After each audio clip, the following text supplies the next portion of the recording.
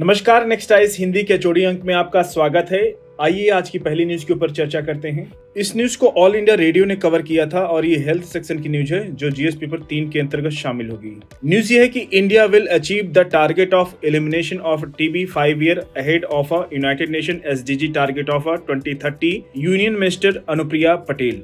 केंद्र ने कहा कि उसने 2025 तक टीबी यानी ट्यूबरक्लोसिस को समाप्त करने का लक्ष्य रखा है और नेशनल स्ट्रेटेजिक प्लान यानी राष्ट्रीय रणनीतिक योजना के क्रियान्वयन से टीबी के मामलों में भारी गिरावट आई है। भारत में ट्यूबरक्लोसिस के मामले में वर्ष 2015 में प्रति लाख जनसंख्या पर 237 थी, वहीं 2023 में घटकर 195 प्रति लाख जनसंख्या पर 17.7% के साथ गिरावट के साथ दर्ज किए गए हैं। ये बड़ी गिरावट है। ये भारत सरकार की सफलता दिखाती है। टीबी के क्षेत्र में काम किया है। भारत संयुक्त राष्ट्र के एसडीजी यानी सस्टेनेबल डेवलपमेंट गोल यानी सतत विकास लक्ष्य, जिसका लक्ष्य 2030 तक था, उससे 5 वर्ष पहले ही टीबी उन्मूलन का लक्ष्य हासिल कर लेगा भारत। टीबी से होने वाली मौतों में वर्ष 2015 में जहां प्रति 1 लाख जनसंख्या पर 28 मौतें हुआ करती थी, वहीं वर्ष 2023 में 21.4% घटकर प्रति 1 लाख जनसंख्या पर 22 मृत्यु पर आ गया है। ये बड़ी सफलता दिखाता है 28 से 22 पर आना। राज्य और जिला विशिष्ट रणनीतिक योजनाओं के माध्यम से हाई टीबी बर्डन एरिया यानी उच्च टीबी बोझ वाले क्षेत्रों में लक्षित हस्तक्षेप किए गए हैं और टीबी रोगियों के लिए मुफ्त दवाओं और निदान का प्रावधान किया गया है। याद रखिएगा, जब पिछले वर्ष 2023 में ग्लोबल टीबी रिपोर्ट आई थी तो उसमें एक इम्पोर्टेंट फैक्ट आया था कि पूरे विश्व में टीबी के 2/3 मामले 8 देशों से आते हैं। अगर बात करें तो 2/3 टीबी के मामले इन 8 देशों से हैं।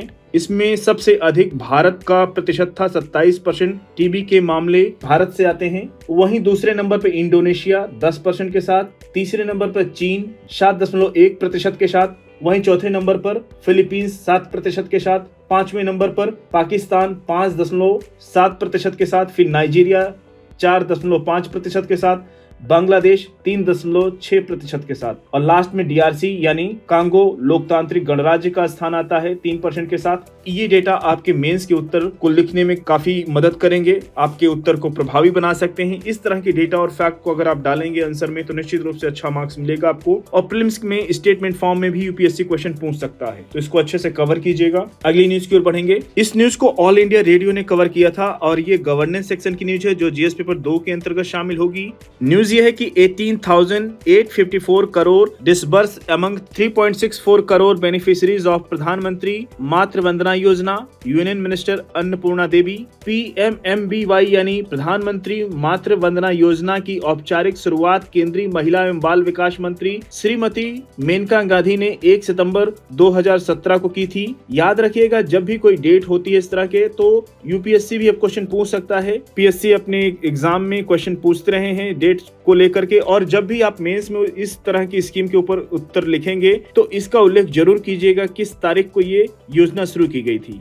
यह योजना सेंट्रल स्पॉन्सर्ड स्कीम है यानी केंद्र प्रायोजित है जो देश के सभी जिलों में लागू है। लगभग देश की बात करें तो टोटल जिले इस टाइम 757 के आसपास आते हैं। 757 जिलों में लागू की गई है। और पीएमएमबीवाई यानी प्रधानमंत्री मातृ योजना के अंतर्गत PWNLM यानी pregnant women and lactating mothers यानी गर्भवती महिलाओं में स्तनपान कराने वाली माताओं के bank account, post office account में परिवार के पहले जीवित बच्चे के लिए 3 किस्तों में 5,000 रुपए की नगद प्रोत्साहन राशि सीधे बैंक अकाउंट में ट्रांसफर की जाती है, बशर्ते कि वे मातृ एवं बाल स्वास्थ्य से संबंधित विशिष्ट शर्तों को पूरा करें। पात्र लाभार्थियों को स्वास्थ्य एवं परिवार कल्याण मंत्रालय द्वारा प्रशासित JSY यानी जननी सुरक्षा योजना के अंतर्गत मातृत्व लाभ के लिए अनुमोदित मानदंडों के अनुसार नगद प्रोत्साहन भी मिलता है।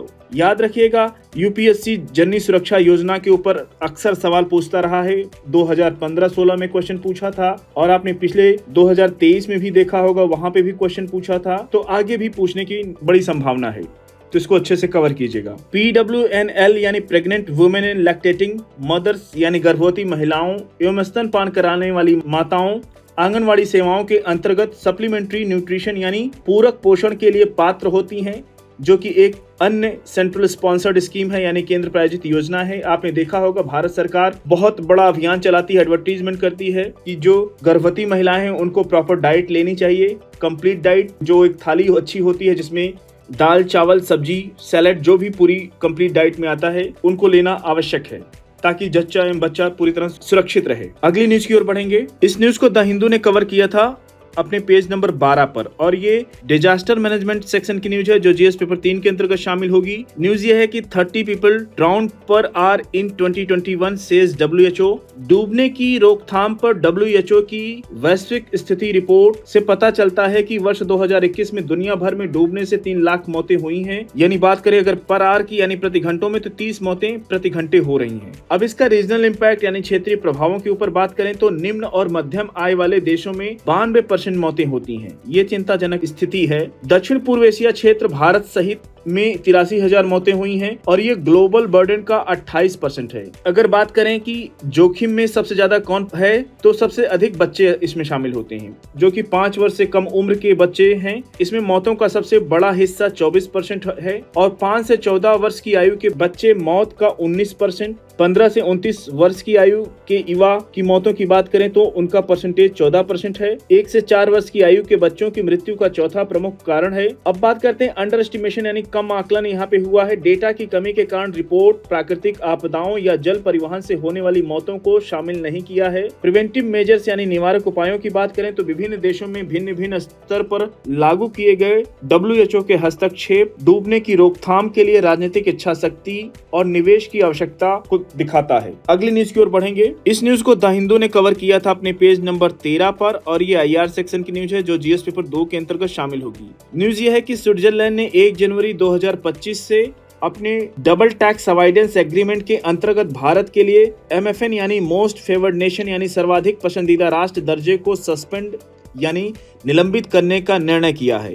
ये भारत के लिए चिंताजनक न्यूज है। यह निर्णय सुप्रीम कोर्ट द्वारा अक्टूबर 2023 के एक फैसले के बाद लिया गया है जिसमें कहा गया था कि इनकम टैक्स एक्ट के अंतर्गत अधिसूचित किए गए मोस्ट फेवर्ड नेशन खंड स्वचालित रूप से लागू नहीं होता है, अपने आप ये लागू नहीं होगा। अब परिणाम स्वरूप स्विट्जरलैंड में ऑपरेट करने वाली यानी परिचालित करने वाली भारतीय कंपनियों को हायर टैक्स यानी उच्च कर देनदारियों का सामना करना पड़ेगा जो डिविडेंड यानी लाभांश और अन्य इनकम पर 5% से लेकर 10% तक हो जाएगी। एक्सपर्ट का मानना है कि यह निलंबन भारतीय फर्मों की प्रतिस्पर्धात्मकता को प्रभावित कर सकता है और इंटरनेशनल टैक्स ट्रीटी नेविगेशन यानी अंतर्राष्ट्रीय कर संधि नेविगेशन को जटिल बना सकता है। हालांकि उम्मीद है कि दोनों देशों द्वारा एक्टिव कम्युनिकेशन यानी सक्रिय बातचीत और सूचित अधिसूचनाओं के माध्यम से इस मुद्दे को सुलझाया जा सकता है। अगली न्यूज की ओर बढ़ेंगे।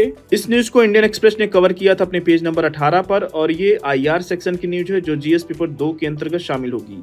न्यूज ये है कि US release national strategy to combat Islamophobia with 100 step to curb hate. White House ने इस्लामोफोबिया का मुकाबला करने के लिए पहली नेशनल स्ट्रेटजी का अनावरण किया है जिसमें मुसलमानों और अरबी अमेरिकियों के खिलाफ हेट यानी घृणा, हिंसा, प्रेजुडाइस यानी पूर्वाग्रह और भेदभाव को रोकने के लिए 100 से अधिक कदम उठाए गए हैं। अगर बात करें प्राथमिकताओं की तो इसमें जन जागरूकता को पहले नंबर पर रखा गया है। इसमें मुसलमानों और अरबों के खिलाफ हेट यानी घृणा के विषय में जागरूकता बढ़ाएं और उनकी विरासत को पहचानना शामिल किया गया है। याद रखिएगा कमोवेश स्थिति भारत में भी अगर ऐसी बनती है तो यही मापदंड यहाँ पे भी अपनाए जाने की आवश्यकता है। हो सकता है यूपीएससी इससे जुड़ा हुआ ऐसे भी यानी निबंध पूछ सकता है तो ये सारे पॉइंट वहाँ पे आपको निबंध लिखने में सहायता कर सकते हैं। अब बात करते हैं सुरक्षा एवं संरक्षा की। इन समुदायों के लिए सुरक्षा और संरक्षा में सुधार करना शामिल है। और फिर अगली प्राथमिकताओं की बात करें तो धार्मिक प्रथाएं जिसमें मुस्लिम और अरब धार्मिक प्रथाओं को समायोजित करें और भेदभाव को रोकें। चौथी प्राथमिकता में सॉलिडेरिटी यानी एकजुटता, हेट यानी घृणा का मुकाबला करने के लिए क्रॉस कम्युनिटी सॉलिडेरिटी यानी समुदायों के बीच एकजुटता को